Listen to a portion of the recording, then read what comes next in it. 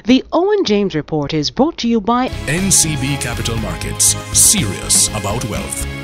Precision. It's the difference between average returns or excellent. Control separates the great from the ordinary. Balance. It's what leaves you on your feet instead of on your face. Strategy. The flexibility to respond when the time is right. Making the right moves at the right time. That's what drives success. NCB Capital Markets, serious about wealth. Good evening. This is the Owen James Report. The Bank of Jamaica Governor Brian Winter has made an upward revision of the island's inflation rate from 6 to 8% annualized to within a band of 7.5 to 9.5%. Addressing journalists at a hastily called media briefing today, Mr. Winter said this projection includes preliminary assessment of the impact of Hurricane Sandy on prices, as well as earlier signs of inflationary pressures from back-to-school spending, lagged impact of increases in international grain prices, and an increase in the minimum wage. The central bank governor also indirectly attributed some of the inflationary pressures to the devaluation of the Jamaican dollar. Answering a question from a newspaper analyst, the Bank of Jamaica governor noted that every 1% devaluation of the Jamaican dollar contributed about 50 to 60 basis points to inflation. On the matter of the current IMF talks, Mr. Winter would not be drawn into giving details such as timelines, but expressed confidence that an IMF agreement would be forthcoming.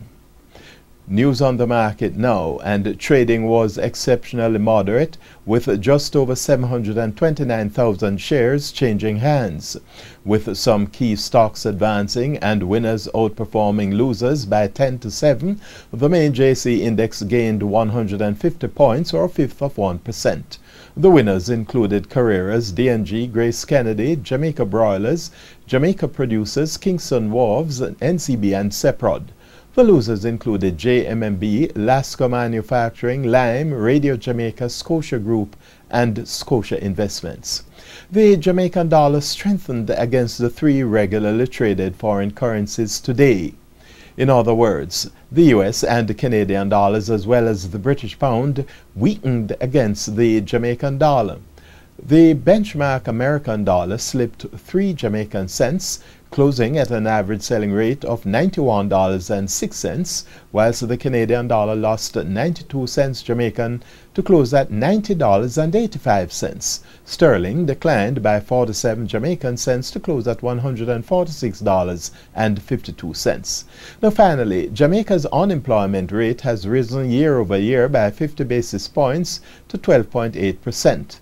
However, according to the Statistical Institute Statin, the number of persons employed in the July quarter actually rose by 18,600 when compared to the April quarter, an increase of over 10%.